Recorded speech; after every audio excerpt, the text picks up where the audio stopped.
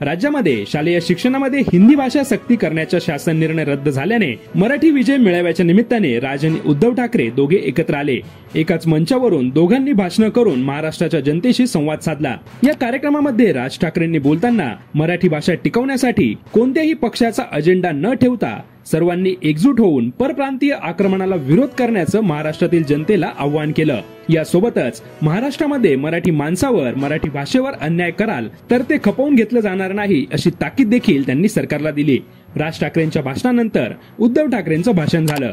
या भाषणामध्ये उद्धव ठाकरेंनी भाजप आणि एकनाथ शिंदे गटाचा समाचार घेतला। दोन्ही भाऊ एकत्र येऊ नये म्हणून काही लोक लिंबू मिरची करत आहेत आणि यासाठी रेडे देखील कापले जातील असं म्हणत एकनाथ शिंदे गटाला उद्धव ठाकरेंनी डिवचलं। यासोबतच आम्ही दोघे बंधू एकत्र आलो ते पुढेही एकत्र राहण्यासाठीच असं म्हणत थेट मनसेसोबत युती करणार असल्याचं जाहीर केलं। राज ठाकरेंनी मात्र आपल्या भाषणामध्ये कोणताही राजकीय मुद्दा न धरता युतीबाबत मौन बाळगलं।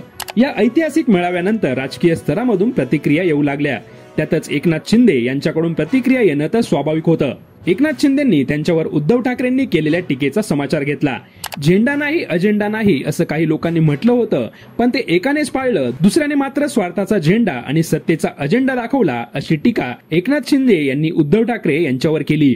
एकनाथ शिंदे बोलताना म्हणाले, या मेळाव्यामध्ये एका ठाकरेंनी मराठीबद्दलची तळमळ बोलून दाखवली तर दुसऱ्याने सत्ता आणि खुर्चीसाठीची मळमळ बोलून दाखवली। 3 वर्षापूर्वी आम्ही अन्यायाविरोधामध्ये उठाव केला, त्यावेळी दाढीवरून अर्धाच हात फिरवला, त्याने ते आडवे झाले आणि अजूनही सावरले नाहीत। आता कुणाचा तरी हात पकडून उठण्याचा प्रयत्न करत आहेत, त्यामुळे उठेगा नाही वगैरे हे त्यांना शोभून दिसते। काही गोष्टी करण्यासाठी मनगटात जोर लागतो, फक्त तोंडाच्या वाफा दवडून चालत नाही अशी टीका एकनाथ शिंदे यांनी उद्धव ठाकरे यांच्यावर केली आहे।